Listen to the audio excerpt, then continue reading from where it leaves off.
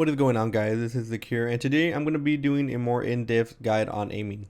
Now, while I don't think I'm the best aimer in the world or anything like that, I do come from a game like Rainbow Six where aiming is not really that important compared to games like Valorant and CSGO.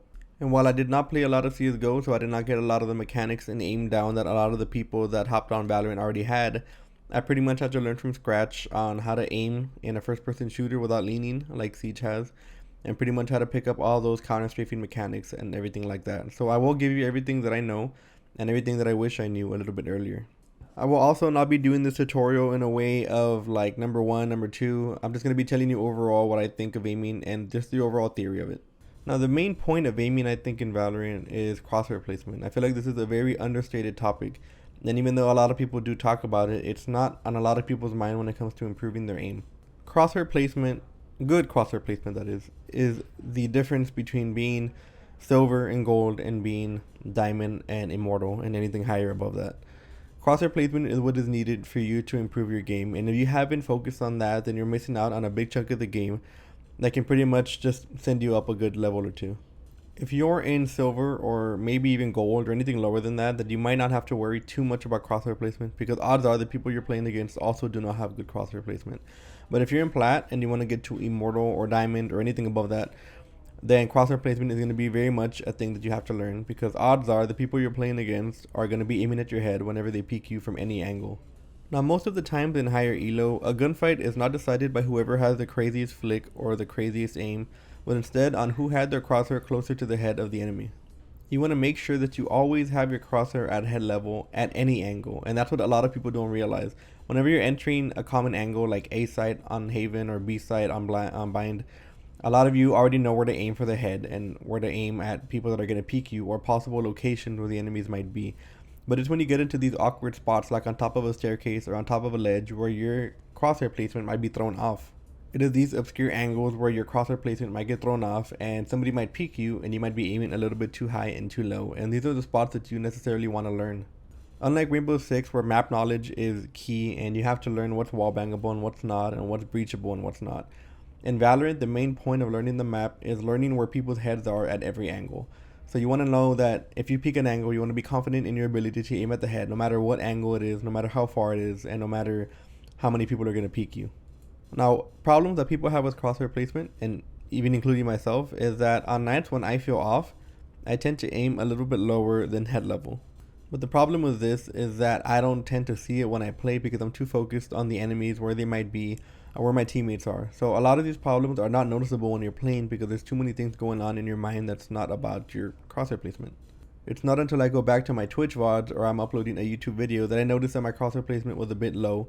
And especially on nights when I'm doing really bad, I like to go back to my Twitch VODs and pretty much watch the whole stream while I'm eating or while I'm just chilling, and I tend to notice mistakes. Whenever you're playing a game and you're playing with friends, make sure to tell them that whenever they die to go to your screen and tell them to call out any noticeable mistakes that you're making, because a lot of the times you're not going to catch it.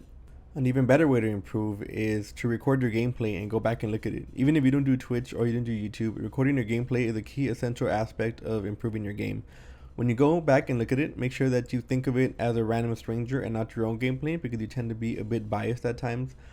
Make sure that you look at it as a completely different person and you try to notice the mistakes you're making. I'm sure you're going to notice a lot of mistakes you didn't notice before, like aiming too low, aiming too high, not reloading, reloading too fast, and things of that nature. And trust me, it's going to make a big difference, because next time you play, you're going to be aware of the mistakes that you already make and you're going to try to make an attempt to fix them. Now, staying on the topic of crosshair placement, peeking angles incorrectly is one of the biggest mistakes I see in my elo. And even though I tend to drop a good amount of kills almost every game, I notice that whenever I do shit the bed and play very unwell, it is because I am peeking angles incorrectly and not having my crosshair where it should be whenever I am peeking those angles. What I notice a lot in my elo is that people tend to peek angles in the sweeping motion. They keep their crosshair on the wall, on the corner of the wall, and they peek it. And that's not necessarily a bad way to peek things, but odds are when you're peeking something that might have enemies, or you're peeking something where you know where somebody might be, that's most of the time going to get you killed. Because if you do see somebody while you're sweeping, odds are you're going to have to flick to the right or to the left, depending on where you saw them, and adjust your crosshair, while they're going to have their crosshair already set on your head.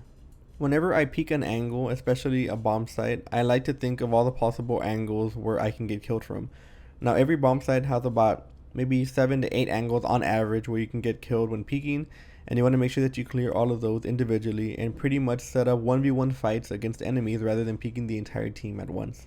When peeking an angle, you want to make sure that you peek a small portion of the angle, and they call this cutting the pie, and this is what I do all the time. I look at the wall instead of peeking the angle first. I look at the wall in front of me. I then move out, peek a small portion of the bomb site, and if I don't see anybody, I move on and I peek another small portion of the bomb site. And I do so until I can clear the entire bomb site. Now, since this is a slow peek and a slower way of doing things, you want to make sure you have enough time to do so. Also, you want to make sure you're as far from the wall that you're peeking as possible. If you're hugging the wall and you peek slow, people are obviously going to see your elbow or your shoulder before you see them, and you will get killed immediately. Now, after you get a kill or you don't see anybody when initially peeking the site by cutting the pie, then you can walk in and by process of elimination, check every angle as you walk in. Now, a big mistake that I notice a lot of people do when checking bomb sites is that whenever they walk around a corner to check if anybody is there, they just walk past it, check it, and move on. If they see somebody, they're going to have to counter strafe and try to get the kill. But what you should be doing is stopping at every single corner just in case somebody is there. By preemptively stopping at a corner or a possible hiding space for an enemy, you're already ready to shoot just in case they're there. If you're just walking by the corner and you don't stop and you just keep on moving, if you do see an enemy, you're going to have to stop, and they're most likely going to get the kill on you before you have a chance to react. Now, I consider clearing sites an art form, and where you have your crosshair when you clear a site is obviously up to the site that you're taking. But one thing that I do suggest that you do is go into a custom game and try to clear out a site by clearing out every possible angle while not being exposed to other angles. For example, if you're entering a bomb site, make sure that you clear any angle that you're exposed to, and then you move on to the next angle that you're exposed to, and so on and so forth. Now, you will get into the routine of clearing pretty much a bomb site the exact same way every time. You're going to be focusing on the angle that you're exposed to and trying to clear everything from there.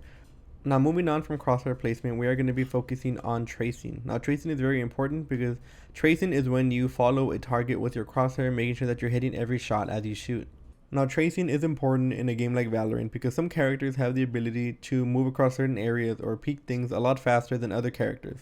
And even some of the high-level players that use characters that don't have those mobility options like to strafe back and forth to try to throw your aim off, and it's going to be up to you to keep your crosshair on their head. So I was originally really bad at tracing. This was one of my biggest problems, and even though I can get away with it in a game like Apex Legends where my tracing was decent, for some reason on Valorant my tracing was horrible and I had to go into aim labs to improve it. And that brings us to today's sponsor, Aim Labs. Okay, no, I'm joking. They're not sponsoring me. But Aim Labs is a great tool that I use to improve all aspects of my aim. And I'm not going to lie, I was a little hesitant on these kind of programs. I did not think that they were, that important to improving your aim. I felt like playing the game was all you needed to improve your aim. But there are aspects of your aim that you can't really improve in game due to the limited amount of interaction with enemy players. And what I mean by that is take PUBG for example. If you want to get good at PUBG, you're going to have to find a player, and then get it to the gunfight. And odds are, if you're not very good at gunfights, they're going to beat you and you're going to have to start over and do it all over again.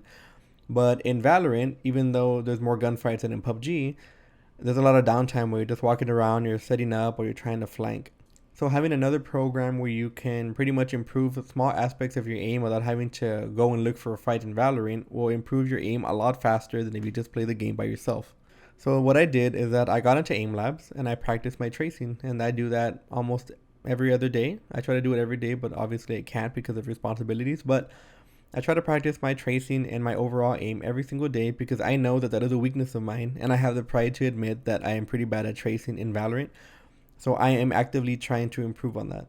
Now, the reason tracing is very important in a game like Valorant is because even if you have the perfect crosshair placement and you know exactly where they're going to peek from, if you miss that initial shot, they're going to start strafing left and right, trying to throw your aim off. And if your tracking is horrible, they're just going to be out strafing you and getting free shots on you while you're trying to keep up with them, and that's the last thing you want.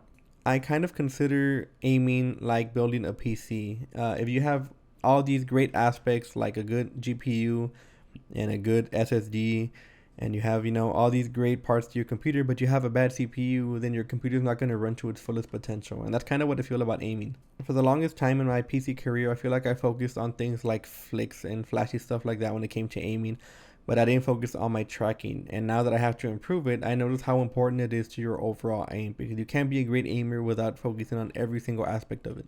A big part that I suggest you also work on if you want to improve at Valorant is working on your horizontal aim. Now, horizontal aim is important because odds are somebody's head is going to be either to the left or to the right of you, and maybe a little bit up and a little bit down. So vertical aim is not as important like in a game like Overwatch, for example, where people can fly above your head or people can be under you and you can be in the air, and you have to move up and down. So horizontal aim is the most important kind of aiming for Valorant. Now, while I don't suggest that you forget your vertical aim training, I suggest that you also work on that once in a while. But focusing on your left and right motions are probably the most important part that you want to focus on. Now, earlier in the video, I mentioned how you have to cut the pie to peek a lot of angles at once, and that way you don't get overwhelmed by all the angles and you can try to pick off a fight on a 1v1. Now, whenever you're peeking one angle, like say you're looking down a hallway or something very simple where there's only like one or two ways that somebody can peek you, you want to make sure that you have your crosshair on the wall where their head's going to be and just peek. You want to pretend like the wall isn't there and you want to try to aim at their head through the wall if that's possible. You have to imagine where their head is through the wall in the angle that they're holding and then peek it that way. I know this is kind of hard to explain and I'm sure a lot of you get it, but for those of you who don't, just watch the footage in the background to understand. Now, the last thing I want to talk about is counter strafing. Counter strafing is very important in Valorant and you want to make sure that you get that down and try to get it into your muscle memory as fast as possible. Now, since you have to stand still to shoot in Valorant, or to shoot accurately at least, you want to make sure that you're standing still throughout most of your gunfights. So counter strafing is when you stop your movement altogether in order to gain that accuracy. Now, there are a few ways that you can do this. One is that if you're walking to the right, you're holding D for example, you immediately press A to stop your movement and shoot. And I tried to do this for the longest time in order to stop my movement, but I felt that it wasn't doing it fast enough and I felt like I wasn't accurate enough when I stopped. So what I started doing is that instead of pressing the opposite key to stop my movement, I would just hold down both of my movement keys, and that made my accuracy a lot better. So A and D are my movement keys. D is for right and A is for left, right?